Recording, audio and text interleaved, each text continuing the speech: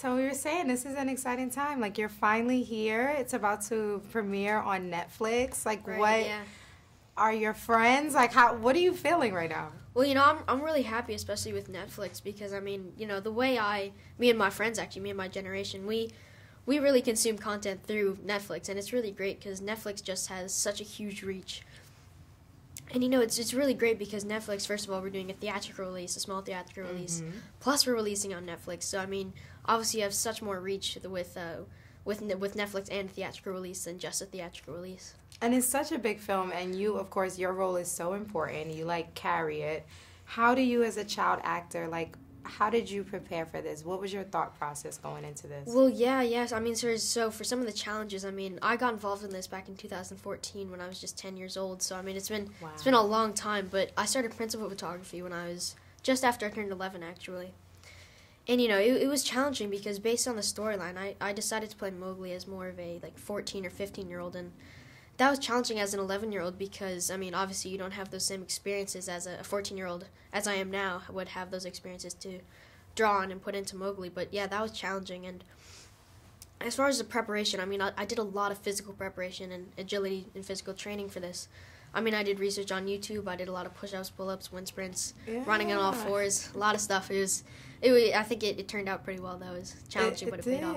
And it showed. It clearly shows in the film. It makes it Okay, exciting. good. So great job on that one. Oh, thank You you. should be proud of yourself.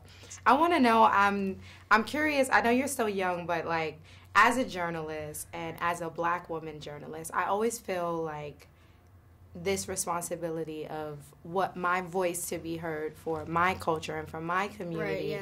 As a young actor, as an Indian American, do you feel that responsibility or that pressure, or is it more of something you try not to put too much into? Well, actually, for this, we did get to open it in India for the world premiere. I think that was I believe the first world premiere that placed in India. Wow. Besides, I think the one before was Gandhi, but that was a small screening, I believe. But just to be able to bring it back to its roots and be able to really bring it back to the people who love it most and the people who grew up reading that Jungle Book is just, I think, really amazing, and I think it's a great opportunity that Netflix that did that.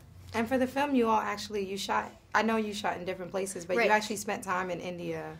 Well, no, actually, last time I was in India was for this, and the time before that was for 100-Foot Journey when I was filming. But for this, actually, we shot in London, Okay. and we brought in these huge plants and everything, and real environments really to get that authenticity. And then we went down to South Africa, actually, to shoot, and that was really fantastic because we did get to shoot in the real jungle, so. And how was Andy on set? What was that like? Yeah, Andy's just so amazing. Obviously he's just such a great actor, and to see him drop into blues, just it's so mesmerizing. It's oh my gosh, he's so great. He really just embodies that character. You almost forget you're in that scene, then you're gonna be whoa, I'm in the scene, I gotta act too. But yeah, that was really great. Plus, him as a director is fantastic because he's really collaborative, and he really brings out the best in everyone. And if a line doesn't feel right or anything, he's happy to change it, and he's so open to any suggestions or anything that I have. So What a great experience. So last question.